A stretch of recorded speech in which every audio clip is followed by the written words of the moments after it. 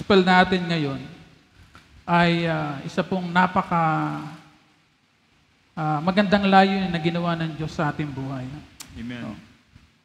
This is the very purpose of why the Father sent Jesus Christ here on earth to save mankind. Sa background po nung storya, may sa isang ministeryo po ng ating Panginoon, Jesus, may isang Pariseo na ang ngalan po ay Simon, na nagimbinta sa kanya para maghapunan.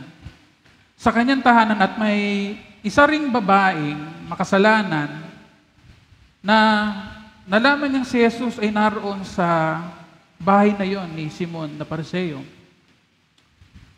At habang nandoon sila at naghahapunan, yung babaeng makasalanan ay lumapit sa likod ni Kristo o tumayo sa likod ng Panginoong Hesukristo. At habang nakatayo siya, unti-unti siyang pababang pumunta doon sa may paanan ng ating Panginoon. At sinasabi nga po ng Ebanghelyo ngayon na pinupunasan niya yung paa ni Kristo habang siya ay umiiyak. At habang umiiyak siya, yung kanyang buhok, yun po yung kanyang pinangpapahid. At pagkatapos niya itong mapahiran, sinundan niya ito ng paglagay ng langis na may pabango. Sa pangyayaring yun, nakita na itong Pariseo, at siya'y nabigla na nasabi niya sa sarili niya, kung alam lang ng taong ito, kung siya man ay propeta, ay alam niya sigurado kung sino yung babaeng pumupuna sa kanyang paa na isang makasalanan. Doon po na makikita natin na sa isang katatayuan ng isang Pariseo na mayroong paghusga na naganap doon sa ginawa ng babaeng yun. Sa pagbabasa ko nito, may mga konti ako na research that this woman, some say that this is Mary Magdalene. And I found out that Mary Magdalene is the sister of Martha at saka ni Lazarus, brother niya rin si Lazarus. Kasi nagtataka din ako, bakit ganun yung kanyang action, na nung makita niya si Kristo, bigla siyang pumunta sa likod. At hindi mangyayari yon yung ginagawa ng babaeng makasalanan kung wala siyang pagkakaalam kung sino si Kristo. Alam niya na si Kristo ay isang nagpapahayag ng tungkol sa karya ng Diyos. Pangalawa, maaring nakita niya o nabalitaan niya na ay siya ay nagpapagaling. At maaaring sa kanyang mga mensahe na patungkol sa karya ng Diyos ay nagpahayag siya ng pagpapatawad o pag-ibig ng Diyos sa kapatawaran ng tao. Maaaring ito yung naging damdamin ng babaeng makasalanan. Kung kaya't naman sa kanyang puso at damdamin, ninais niyang lapitan ng Panginoon. At sa aksyon na kanyang ginawa, ay ipinagtaka ito ng Pariseyong yon, ni Simon, at kanyang nahusgahan na kung alam lang ng Panginoon ito, sigurado, magugulat to. Makasalanan niya. Yung babaeng makasalanan, maaring siya ay, kung siya man si Mary, siya isang prostitute. So alam mo na kung ano yung prostitute. But Jesus see it in a different way. Kumbaga opportunity sa kanya to para sermonan si Simon. Tumingin si Jesus sa Pariseo kay Simon at sabi niya,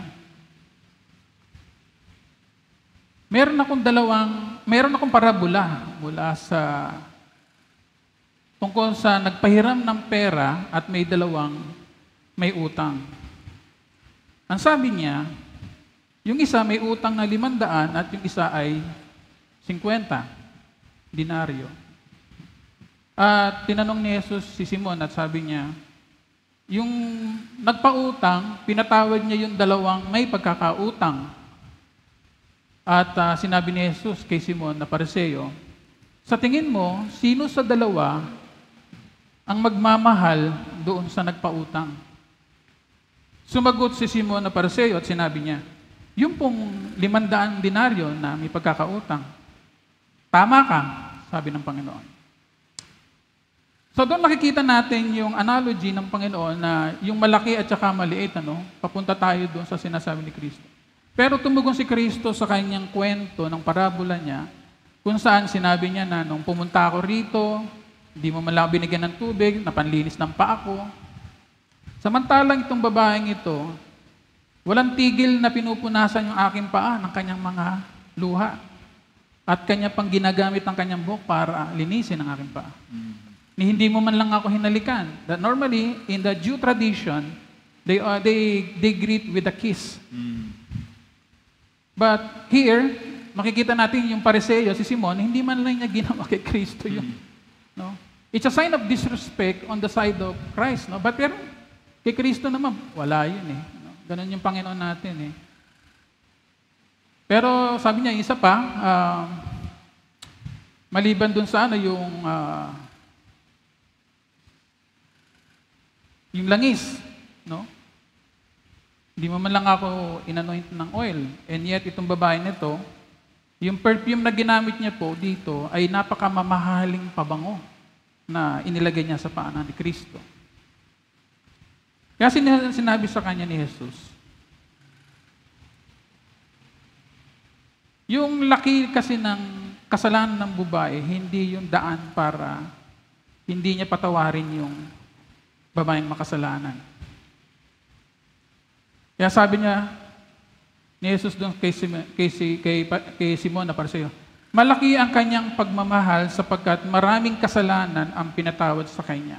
Alam ni Kristo na kaya lumapit yung babaeng makasalanan dahil nga makasalanan, no? So nasagot na yung tanong ni Simon na Pariseo na kung alam lang ni Kristo na kung sino itong babaeng ito, nasagot na yon. Alam ni Kristo na yung babaeng yon ay makasalanan. Kaya naman, sa eksenang ito ay sinabi ni Kristo doon sa babae na ikaw ay pinatawad na. At sa bahagi na yon, ng pagbibigay ng kapatawaran, doon po natin makikita na ang taimtim na pagsisisi mula sa ating puso na may pananampalataya ay magbibigay ng kapatawaran mula sa ating Panginoon. Taimtim na pagsisisi. Kaya nga po yung ating pagkukumpisal, no? Bahagi po ng ating simbahan yan eh. Actually, hindi na ako nagana eh. Kaya na binabasa ko ito, sabi ko, Lord, kailangan ko na atang gawin ito. No? Kung minsan nahihiya tayo magkumpisal dun sa pare, no? Dahil, hindi, sabi naman ng Biblia, di ba? Pwede naman ako magkumpisal kahit lang dun sa sulok ng aking silid eh. At mag-usap lang kami ng Panginoon. Eh. But in our church, meron tayong tinatawag na Sacrament of Confession eh.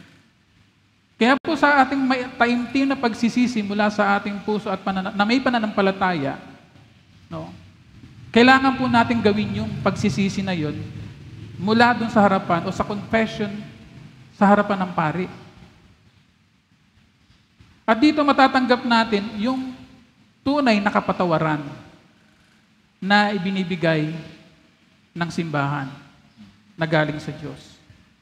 At sinasabi din, walang kasalanan na hindi kayang patawarin ng Diyos kahit ano pa man ito, sapagkat higit na dakila ang kanyang pag-ibig kaysa sa ating mga kasalanan. In Romans 10:8, the word is near you, in your mouth and in your heart. That is the word of faith which we are preaching. Sabi ni Pablo. Kaya nga sinasabi ko po sa umagang ito, gaya po ni Mary, ang sabi ni Jesus, your faith has saved you. Go in peace. Amen.